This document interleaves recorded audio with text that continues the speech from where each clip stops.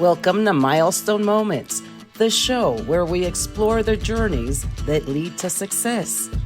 I'm Sheila Slick, your host and founder of 5 Milestones. In every episode, we will bring you insights from the minds of entrepreneurs, leaders, and experts who will share not just their expertise, but the milestone moments that have reshaped their journeys and led to significant achievements. So if you're looking for motivation, you're in the right place. Subscribe now and discover the milestones that mark the path to success. Thank you for joining us today on another episode of Milestone Moments in Business and Leadership. Today, my special guest is Henry Wong. He is president and brand strategist of View, a branding and content company he founded that focuses on impact companies. Henry's roots span over 25 years in the advertising and branding industry, including being an executive VP, creative director for the global ad agency, Saatchi & Saatchi. He is the author of the recently published book, Telling Your Story, Building Your Brand, a book on personal branding for business leaders, entrepreneurs, and people just looking to advance their careers. Welcome to the show, Henry. Sheila, thank you very much for having me. I'm super happy to be talking to you today. Can you tell us about a specific milestone moment or an experience that sparked your passion for brand strategy? I think it really began in my roots in advertising, but much before that. Sometimes I share this very interesting story in which I grew up in the back of a Chinese restaurant and I did not speak a word of English.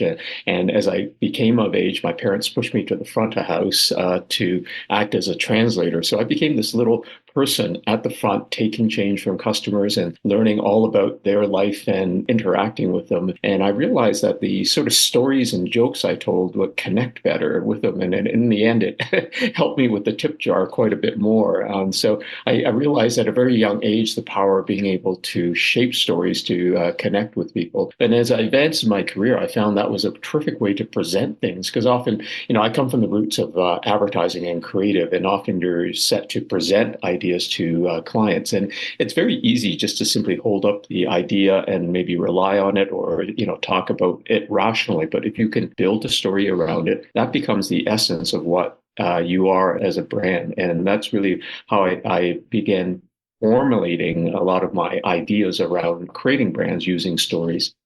So you have a book, and in that book, you mention the significance of condensing a message to just 6 words like a billboard. Can you expand on that? Share an example of how we can use that approach to create a powerful brand message?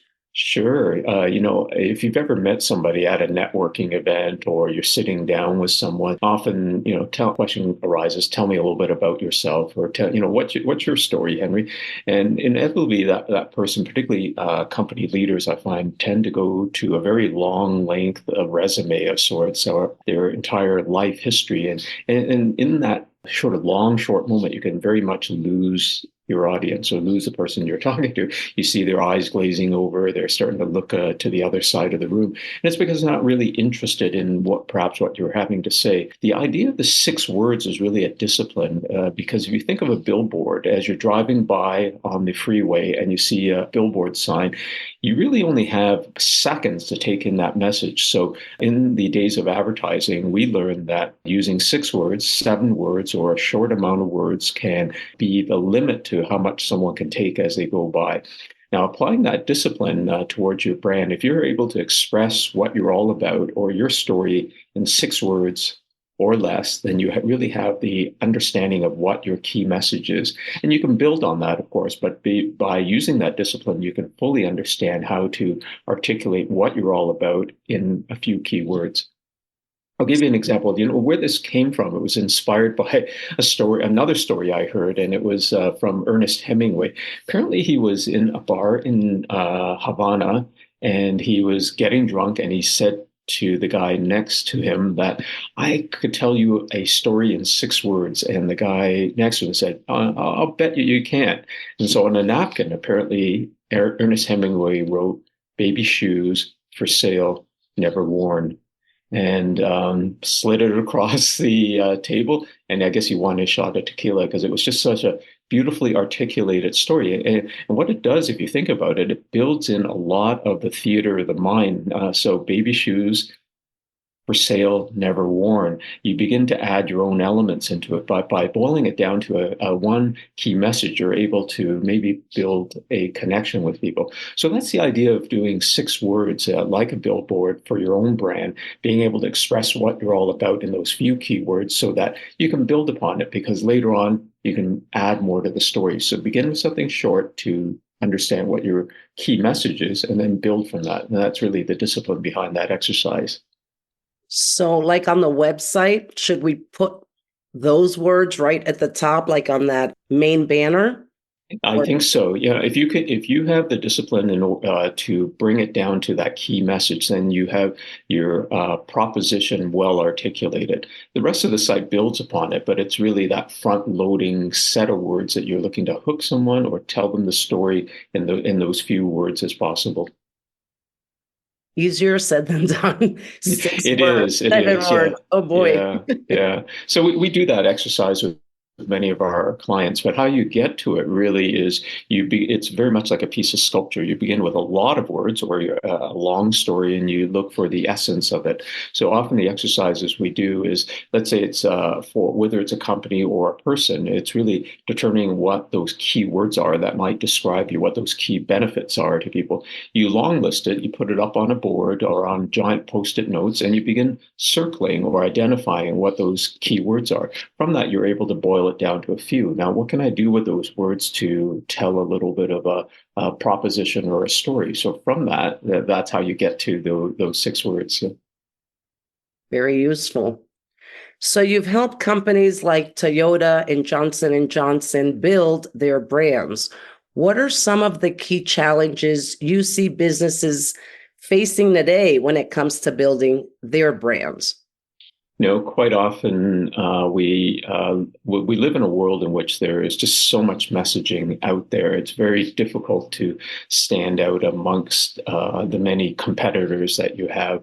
So the challenge always is to first try to determine how you're positioned in the market. What sets you apart from everybody else? What differentiates you from the rest of the pack? And so there's no shortage of, you take any sort of business category, cars, for example. Tesla used to be the premier electric company. Now there's dozens of others that have come into the market. How do you begin to distinguish yourself? And that it often comes from the brand or the story or how you shape that connection to people. Because in essence, the product may be the same, but how you connect with people will help you separate yourself from the pack, of course.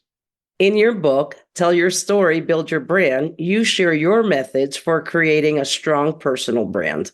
Can you walk us through some of those key steps? First and foremost, it's taking stock of yourself.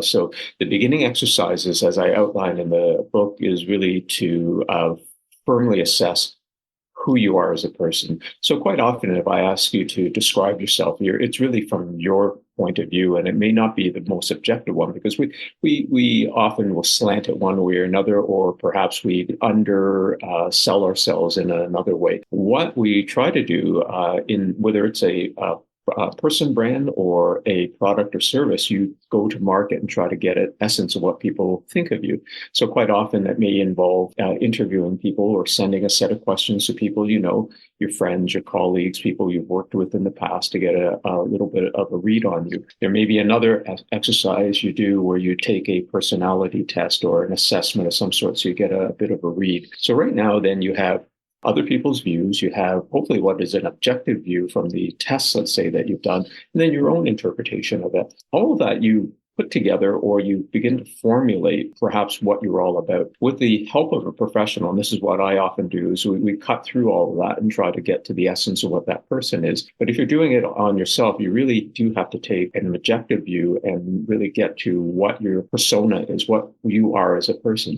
So by first understanding who you are, now you can determine how you might sit in the marketplace, how you might compete against other people, whether it's as a head of a company or whether you're navigating your way through your career, what sets you apart from everybody else. That's your main position. from that, what you're hoping to do is to articulate how that position can be as a business proposition. How can I benefit someone with these skills or these this essence that I've described? And that this is where really it gets back to that 6-word exercise of being able to articulate it in those few words. And by doing that, now I have really what I stand for. There's a further exercise in the book where I even boil it down to a single word. So if I said to you, let's say, what does Volvo stand for? We've always thought it's a car that stands for safety, one word. Apple just stands for innovation, Nike, winning. So these are the things that you're looking to do to attach to yourself. What is the one word out of the 6 or out of all these words that I might be able to stand for? So now you have a little bit of that essence of who you are as a person. So from there, you begin to do longer length. It doesn't have to be 6 words now. These 6 words are really to lead you to that single word. But if I stand for, let's say I'm a very caring individual, so my keyword is caring. So how do I begin to articulate that story, tell that story, and share it with people? And that's how you begin to build it out through either, sharing stories, case studies, examples, ads, and so forth that help to bring that essence of what you stand for in the marketplace to life, so other people can go, yeah, that's really the type of person or the type of company I associate with. So when it comes to personal branding, right? Because we talked about products and we talked about services. Mm-hmm. In the personal brand, for example, like in LinkedIn, I see some titles where I'm like, I have no idea what they do, right? Because they get so creative. And then you just put like consultant, well, that's too broad. So what tip can you give those trying to brand themselves? You've underscored the essence of what it means to communicate to the world out there. So, we went through a trend where many companies and many people, as a creative way of suggesting innovation within the company, allowed people to come up with their own job titles. So you had chief comedian within a company. So other sort of funny, enlightened type of words. That works really well within the company because that's your audience. But what you were talking about, Sheila, was you looking at it, not really understanding what they're all about. When you're communicating with people, you really have to understand who your audience is, who you're communicating with, because they're, in the end, are your customers. Even if it is someone looking to potentially hire you, think of them in a way as a customer. So how do I best position myself or write those words that would appeal to them, not necessarily to me? In marketing, we often refer to it as talking to yourself because nobody else understands what you're saying. You really have to take into account your audience so that you can communicate best with them. And that's the first and foremost. Understand that you're not going to be everything to everyone and you're not going to communicate everything to everybody. But what you do need to do is understand who the most important people are within your customer base, within, let's say, potential candidate companies that may hire you, or people you simply want to connect with, whether it's dating or within a professional life. What you're looking to do is find the right words to connect well with those people. And that's, again, part of the exercise of getting you to that point. Understand your audience, of course. And the book is a step-by-step. So you actually break it down in the book? I do, yeah. So, it is a little bit of a self-help. I found that there were quite a few people who came to me who simply couldn't afford my fees. So that was probably part of the impetus in terms of creating the book, so other people could maybe take some of this insight and, bit of knowledge I have to offer that hopefully they could apply to themselves. Well, you've had a very successful career. Thank you. Authored a book. What is your next milestone? As you described in the beginning, I really enjoy working with companies that have a positive impact on society. So my next milestone is hopefully to be, continue to be part of companies. I've been, fortunate enough to be invited to sit on boards or to be part of companies. And I'd love to find that, sort of next thing that would help, change society. And I don't have that milestone yet. The goal in itself is to try to find something that we can help continue to change and better the world. What advice would you give to someone interested in making an impact? I think it begins with the personal purpose that someone has in life. Many entrepreneurs out there, have started a company, and it's often based on their passion to try to create something that in which they are looking to change an element within the industry or, on a grander scale of the world. I think always focus on your purpose, the reason why. People talk about the why. I like to think of it as a purpose. What is the purpose for why you're doing what you're doing? And with that, if you hang on to it, I think that always maintains the passion, because so often we get into business or we get into a job, we begin to lose our sense of passion. If you're not aligning to what your purpose is and what you're setting out in life, then maybe change it so you can be happy and align it better to your beliefs again. Advice in the end: find your purpose, stay to it, and bring it to life. So, where can my audience find you and your book? Book is available at Barnes and Noble. It's available on Amazon, of course. Well, I have my own website and lists some of the retailers that can get the book if you're interested, or simply reach out to me. I'm very happy to always connect with people, and that's at henrywong.co.